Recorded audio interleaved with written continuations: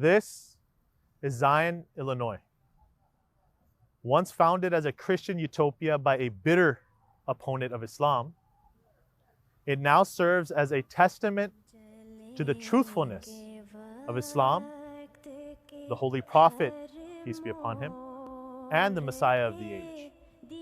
Let's turn back the pages of time as we observe God's support and favor of his Messiah and see what makes this town special and its brand new mosque so historic. Now go back in time, the faith that Dowie stood to annihilate. It will be a worldwide sign. Countless newspapers around the world advertised it. Who got effaced? We'll see the reaction of the media at that time and also look at how the Ahmadiyya Muslim Community USA is memorializing this mighty sign for the benefit of generations to come. We are not celebrating his death. What we are celebrating is the sign of God. कलम करिश्मा था और हर्फ मोजज़े उसके कलम करिश्मा था और हर्फ मोजज़े उसके. The year is 1888. On the western shores of USA arrives a new face. His name is John Alexander Dowie, a Scottish-Australian evangelical minister who claims to be a faith healer. He was born in Scotland in 1847. When he was young, he became a preacher, and he also claimed that he is able to heal the people, those who believe in the atonement of Jesus. And then in 1888, when he was 41 years old, he arrived in San Francisco, California. And that's where he started his preaching in America. It won't be long before he turns his healing practice into a successful national business. From this point forward, his unbridled aspirations would only grow. And from Los Angeles, he took a train. And I went to see that train station where he took the train in Pomona. He went to Chicago, Evansville, and then there he established church for himself, known as Christian Catholic Church. But the word Zion he was using from the very beginning. So he rented a house and he gave the name Zion Room to his rented house. He assembled people, and at night he uncovered the blueprint or map of this vast city he is about to establish, known as Zion. In this time, Dowie begins to accumulate large amounts of wealth. But he's not satisfied. Beguiled by his apparent success, he now sets his eyes on power. So he selected a land, it was just a land over there, more than 6,600 acres of land next to the Michigan Lake.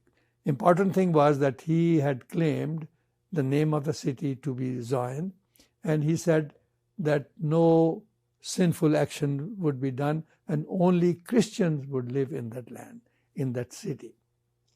And among the sinful actions were amazingly drinking of the wine, which was very popular in America, and smoking even, and things like that. So that's how Zion became very famous, and he established the city and slowly and gradually started growing real fast. The city he founded began to flourish. By this time, he had his own publishing company and printed a regular newspaper called the Leaves of Healing, and by means of which he was able to spread his messages across the entire world. Gathering all nations together under the banner of Zion. In this assembly of God's people, it is probable that more than 50 nations are represented. His beginning was in the name of God, and he adopted healing or prayer as a weapon to attract people. But what went into his mind is beyond our scope. So Dawi is no ordinary priest. He's seen 3 continents. He's born in Scotland, then goes to Australia, comes back to Europe, then San Francisco, North America, then Chicago, also goes to Mexico. This man has lived over 3 continents. He owns millions of dollars. He boasts that he has 100,000 funders, not followers, people who can fund his campaign. He's only 50 years old, healthy, and he has a global influence. On a recent occasion in the city of Zion, I found there were 66 nations represented. This is no regular run-of-the-mill priest. This is a person who then, on top of all of that, claims to be Elijah. He claims a worldly success and then links it to divinity. He says, God speaks to me, and I'm the forerunner of the second coming of Jesus Christ. This is as big as it gets. He warned all the nations of America and Europe that Islam is not a dead religion. They should not take it lightly. It's a very powerful religion. He denounced Holy Prophet ﷺ. He used abusive language about him. But again, he claimed that the Catholic Church cannot destroy Islam. He is the person who is going to completely annihilate Islam, and all the Muslims will be dead. He had everything: power, wealth, health, and a large community. Yet, his downfall was just about to begin. The echoes of his hate and challenges had reached a far-off town, from Zion to Qadian. إني صدوق مصلح متردم سم معاداتي وسلمي أسلم. Little did Dawi know, his challenges and claims had reached the real Messiah and second coming of Jesus, all the way in Qadian, India, a little known town at the time. And Hazrat Masih Maud, I have no idea how he's keeping track of it. In that tiny hamlet of Qadian in the pre-Google, pre-internet, pre-aeroplane era. It just baffles my mind. He very carefully and pleasantly told him, refrain from it. But he didn't refrain. He carried on his clumsy accusations. Hazur says that a couple of his writings have come across me where he is cursing all Muslims. He wants death upon all Muslims. And he is abusing the holy name of Hazrat Sallallahu Alaihi Wasallam. So Hazrat Masih Maud Alayhi Salatu Wasalam says, I stand for all the Muslims. And Hazrat Masih Wasallam, being a lover of Holy Prophet ﷺ, so much so that he would give his life for him, began to address him little sharply. He had enraged the Lion of Allah, for he laid curses upon the beauty of Islam and its holy founder. The lover of Muhammad, peace be upon him, could not stay quiet any longer. The gist of my mubahala was that Islam is the true faith and the Christian doctrine is false. And I am the same Messiah from God who was to come in the latter days and was promised in the scriptures of the prophets. I also wrote that Dr. Dawi was false in his claim of prophethood as well as in his doctrine of Trinity, and that if he accepted the mubahala, he would die within my lifetime in great pain and misery. Even if he did not accept the challenge, he would still not be able to escape divine punishment. When you are talking about mubahala in spiritual terms, essentially you're saying, my source of strength is God. In wars, you will see small countries getting supported by superpowers. Here, the superpower is Allah, because the conditions of mubahala cannot be controlled by a person. Before Christianity, there were two prophets which have been mentioned to have a prayer duel. Jeremiah was one of them in the Bible, and Elijah. Same course was adopted by Holy Prophet ﷺ. When Christians from Najran came, and he gave them the teachings of Islam and asked them to denounce the Trinity of God and uphold the unity of God, they did not pay attention. At that time, the verse of Mubahala was revealed. فمن حاجك فيه من بعد ما جاءك من العلم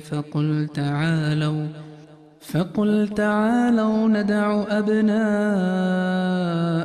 وأبناءكم ونساءنا ونساءكم وأنفسنا وأنفسكم ثم نبتهل فنجعل لعنة الله على الكاذبين. That's what leaders do. You think of any story with a hero. Who's the hero? The one who's going to walk in front of danger. Hazrat Masih Maud walks in front of these millions, hundreds of millions of Muslims and says, you come after me. You claim to be divinely guided. I claim to be divinely guided. So let's have a prayer duel. The challenge was thrown that you have to pray to your God, and I'm praying to my God, that person who is false and wrong should die in the life of the other person. He also says the death will occur by disease, lightning, or snake bite. He goes to that level of specificity. And the amazing thing was that Hazrat Masih Maud was like 12 years older than him. So you can imagine an older person telling a younger person that you pray who dies in the life of the other person. Hazrat Masih Maud also says this in Nazul al-Masih, in Haqiqatul Wahi. Hazur says, I recognize that I'm 10 or 20 years older than him. And I recognize that he's healthy, and I have diabetes, and I have other ailments. But this is a decision that's going to be made by God. There is no worldly force here. The promised Messiah's challenge had now become widely publicized across the US and Europe. The world had now taken notice. Dawi intensified his hateful rhetoric against Islam and the Holy Prophet, peace be upon him. First of all, he just didn't reply at all. But later on, when the pressure was that you have to say something to this man. And finally, Dawi is frustrated because the letter is now getting published in newspapers. Newspapers are picking it up. Once again, we have no idea. This was the divine hand, that how Allah Ta'ala wanted to use Dawi as a catalyst for the message of Masih Maud.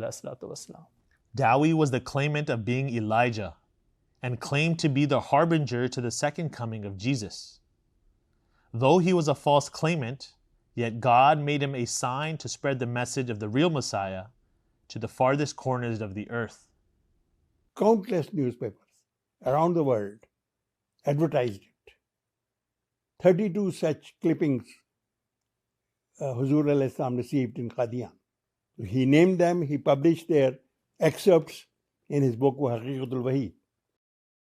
Will Dawi come out for this contest? Prayer duel between Christianity and Islam. Mubahala between two claimants of prophethood. And he said in that Haqiqatul Wahi that there are hundreds more. Right now we have received only these 32.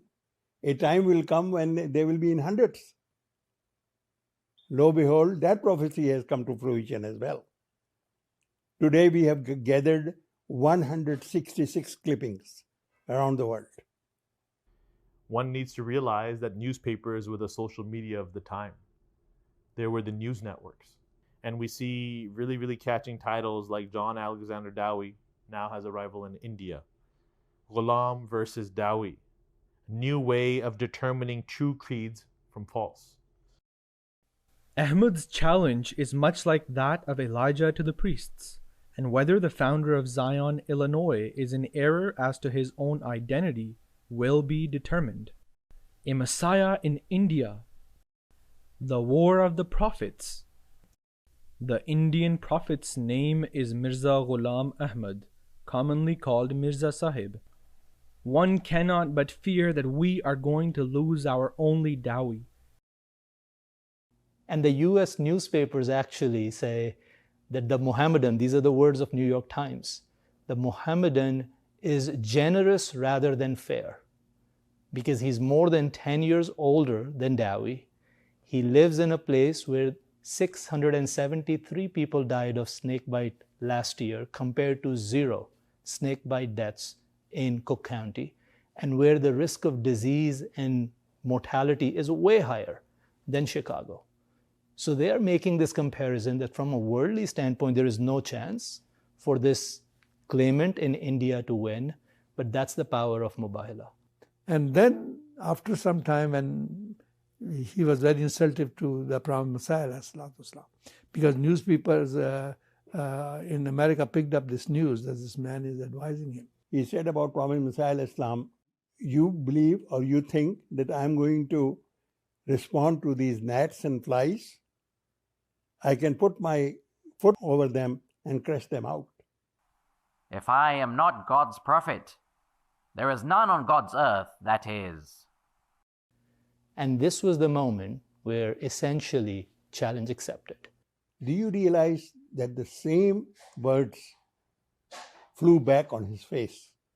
And it was in front of thousands of people. His fate, his 0 hour began. And he actually has to be dragged off the stage because he gets his first stroke in front of thousands of people. I have to repeat, it baffles my mind how Huzur was so much on top of this news at a time when a letter would take weeks before it could reach, or a newspaper before it could reach from North America to Qadian. And Huzur says that he is now suffering from a stroke. Look at the irony. This man claims to be a healer. This man's periodical is named Leaves of Healing. He can't heal himself because this is a stroke played by God's hand. निशान को देख कर इनकार कब तक पेश जाएगा अरे एक और झूठों पर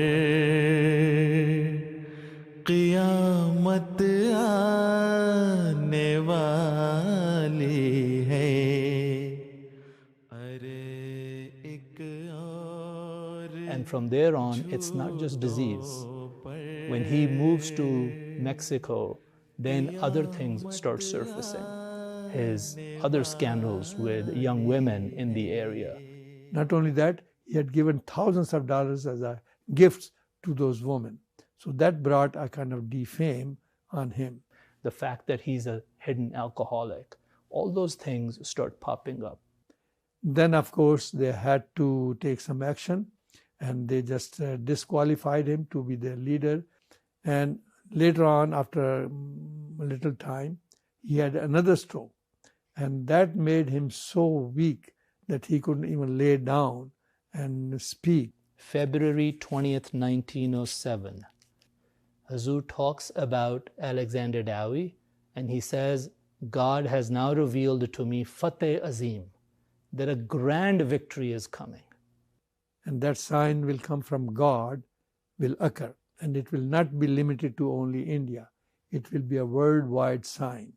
Huzur uses those words, Fath-e-Azeem. And not only that Huzur uses it, you must see in the book, they are published as if it's the headline of a newspaper. They're not buried somewhere in the text. And then within approximately 2 weeks, John Alexander Dowie dies. खुदा ज़ाहिर करेगा एक निशान पुर robo पुर है दिलों में इस निशान से इस्तिकामत आने वाली है. Great is Mirza Ghulam Ahmad the Messiah, foretold pathetic end of Dawi and now predicts plague, flood, and earthquake.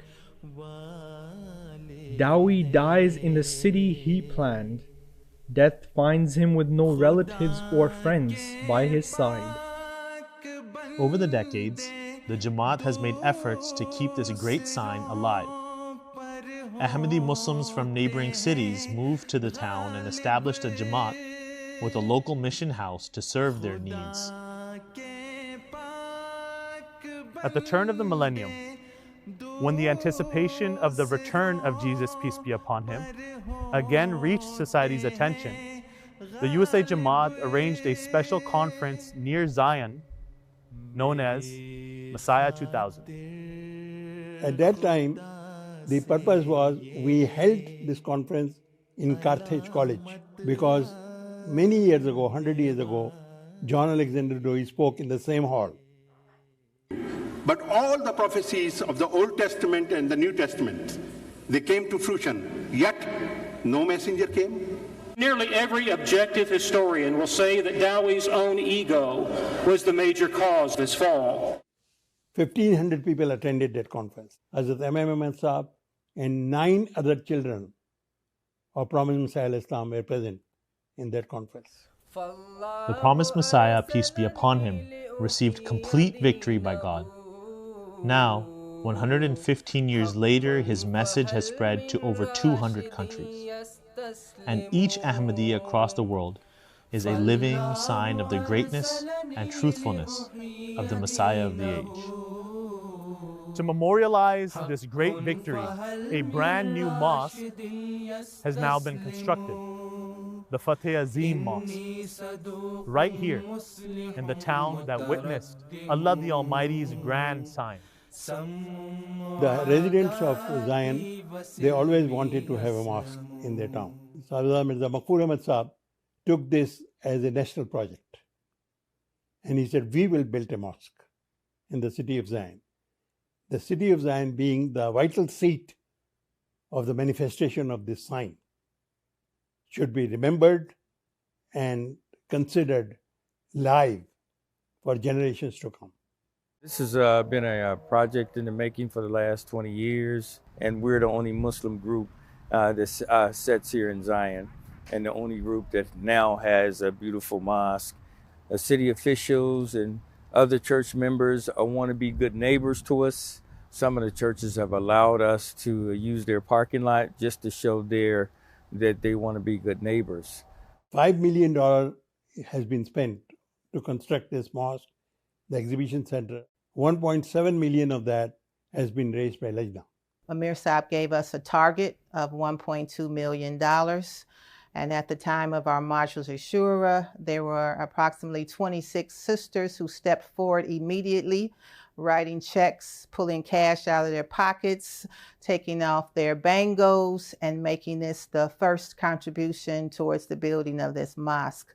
However, we succeeded our goal and we reached $1.7 million, and this took place within less than 1 year.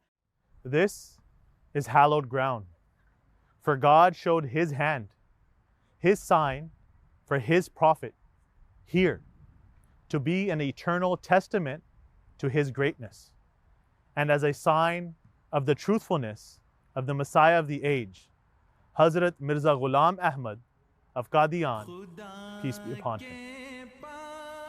The fact that Hazrat Khalifatul Masih, Ayyadallahu Ta'ala bin Nasr al-Aziz, now names this masjid, Masjid Fath-e-Azeem, if that doesn't give people goosebumps, I don't know what will. Ghulam Ahmad ki jai. Long live Hazrat Ahmad.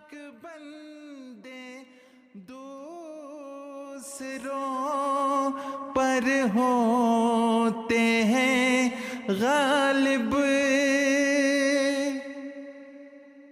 मेरी खातिर खुदा से ये